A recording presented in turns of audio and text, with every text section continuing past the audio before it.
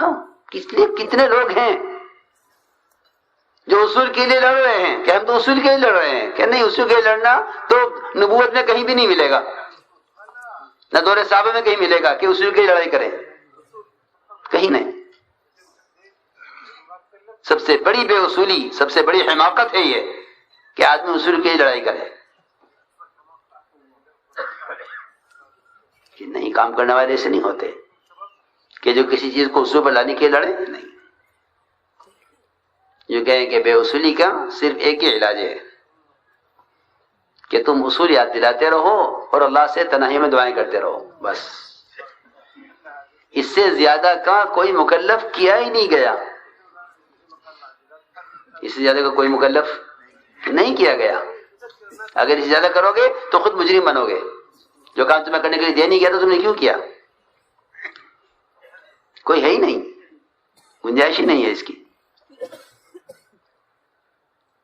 اس لیے میں نے عرض کیا کہ دوسرے کی اصلاح کی کوشش آدمی کو جو ہے غصے میں ڈال دیتی ہے اور مقابل بنا دیتی ہے، اس سے فساد پیدا ہوتا ہے۔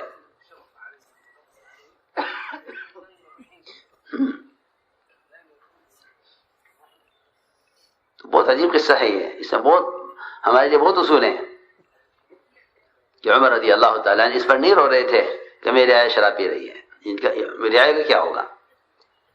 کیونکہ جن لوگوں کا خیال یہ ہے کہ کام کا کیا ہوگا، کام کا کیا ہوگا، کہ کام کا کیا ہوتا؟ جس طرح اللہ قرآن کے محافظ ہیں، کام کے محافظ ہیں۔ ہاں، اللہ اپنی دین دعوت کے محافظ ہیں، فکر اپنے نہیں کرو کہ کام کا کیا ہوگا، کام کا کیا ہوگا، کہ کام تو نکلا چلا جا رہا تمہارے ہاتھوں سے آگے۔ ہم فرماتے تھے کہ یہ اتنی تیز رفتار ٹرین ہے، جو سوار ہو گیا، جو رہ گیا۔ حضرت کا ملفوظ ہے۔ اس لیے ہمارے یہاں احتجاج نہیں ہے، احتیاج ہے، محتاج بن کے چلو۔ احتجاج نہیں کہ بے اصولی ہم احتجاج کریں گے، کہ نہیں، احتجاج سے تو کبھی اصول پر آ ہی نہیں سکتے۔ ہمارے کام میں احتجاج نہیں ہے۔ ہاں، احتیاج، ہم محتاج ہیں، احتجاج نہیں، اسٹرائک نہیں، بائیکاٹ نہیں، یہ ہمارے کام میں ہے ہی نہیں یہ چیز، اور اسلام میں ہی نہیں ہے۔ تمہارا کام کیا؟ اسلام میں ہی یہ چیز نہیں ہے کہ اسلام میں احتجاج ہو، اسلام میں بائیکاٹ ہو، یہ اسلام میں نہیں ہے۔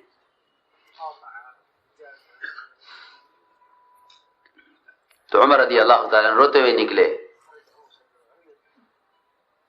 اور اپنے رونے کی آواز کو دبانے کے لیے دانتوں میں چادر دبائے ہوئے تھے کہ میری آواز رونے کی اور کوئی نہ سن لے، پوچھے گا کیا ہوا تو بتانا پڑے گا۔ وہاں سے نکلے اور خاموشی سے واپس چلے گئے۔ عبداللہ بن مسعود ان کے ساتھ تھے رات میں، ان کو بھی نہیں بتایا کیا ہوا، چلے گئے۔ بڑے میں نے نے چھوڑ دیا، جب بھی جاؤں گا بات کھلے گی، جیسے ہمارا حال ہے، اللہ معاف فرمائے کہ ہمیں لگتا ہے کبھی آدمی ہاتھ لگے اور کم مجمع کے سامنے اس کو رسوا کیا جاوے۔ بڑی میں کو یہ فکر کہ جب بھی جاؤں گا سب کے سامنے سزا ملے گی، سب کے سامنے بات کھلے گی۔ عجیب بات ہے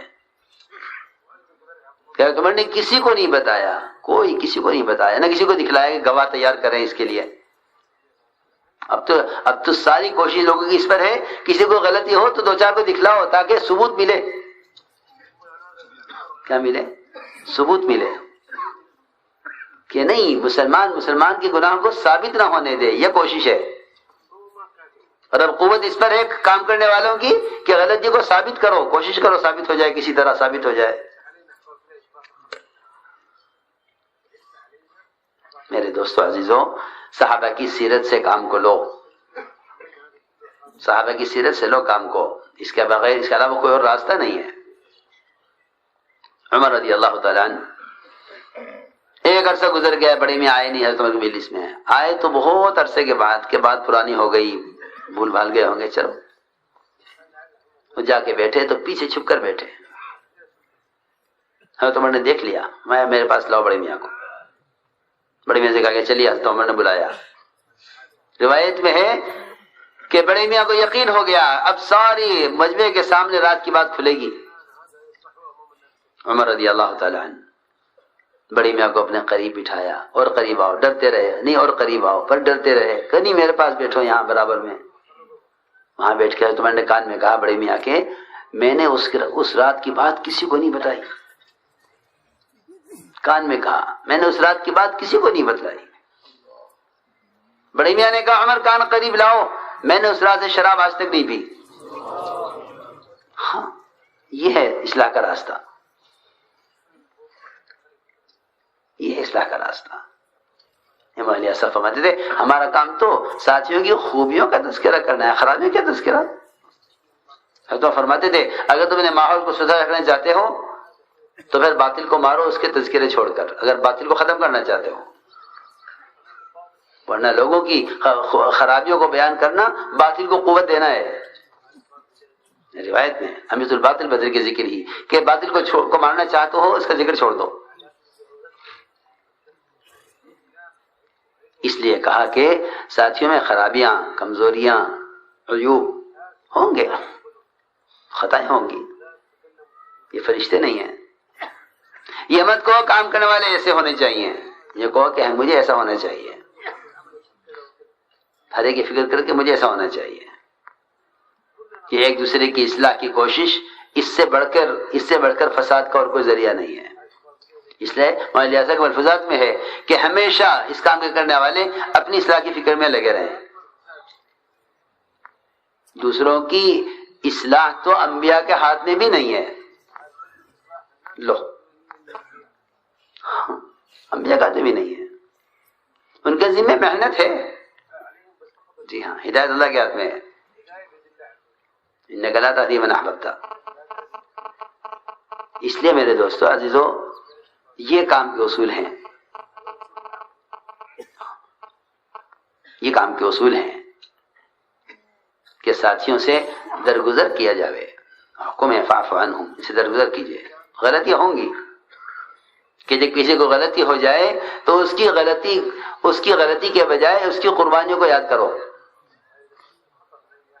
جی ہاں اس کی قربانیاں یاد کرو.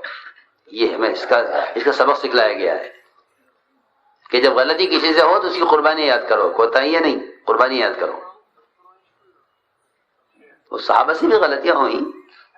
آپ دیکھیں حضور اکرم صلی اللہ علیہ وسلم کا اور خلفاء راشدین کا اس معاملے میں اس چیز میں کیا معمول رہا ہے. آپ کے مسجد میں پیشاب کرنے والے کے ساتھ آپ کا کیا معاملہ تھا؟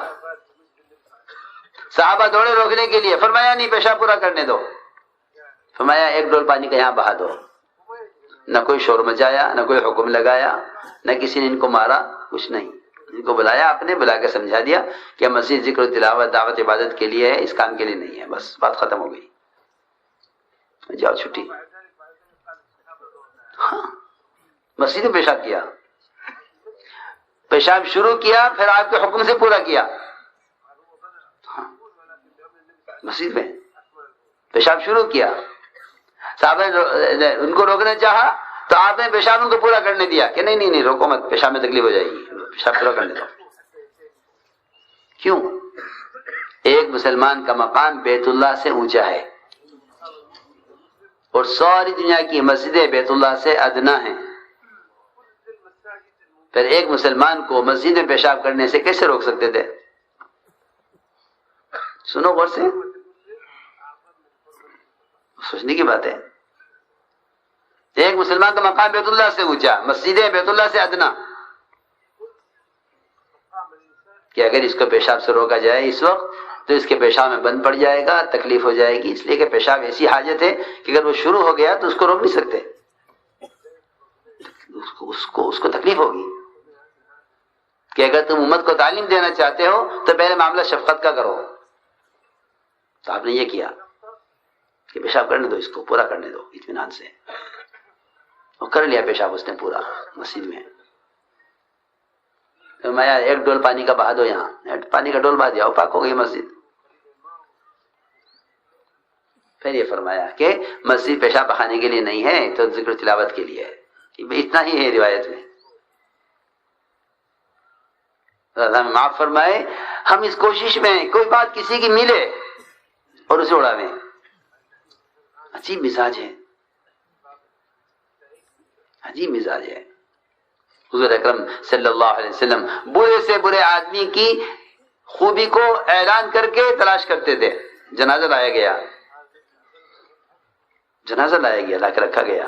حضرت عمر نے آپ کو نماز سے روک دیا کہ آدمی اچھا نہیں ہے، آپ نماز نہ پڑھائیے. حضور اکرم صلی اللہ علیہ وسلم نے جنازے پر آ کر اعلان کیا صحابہ میں، تم میں سے کسی نے اس کو کوئی عمل خیر کرتے ہوئے دیکھا ہے؟ ایک صحابی نے کھڑا ہو کر عرض کیا کہ ہاں رسول اللہ، اس مرنے والے نے فلاں فلاں موقع پر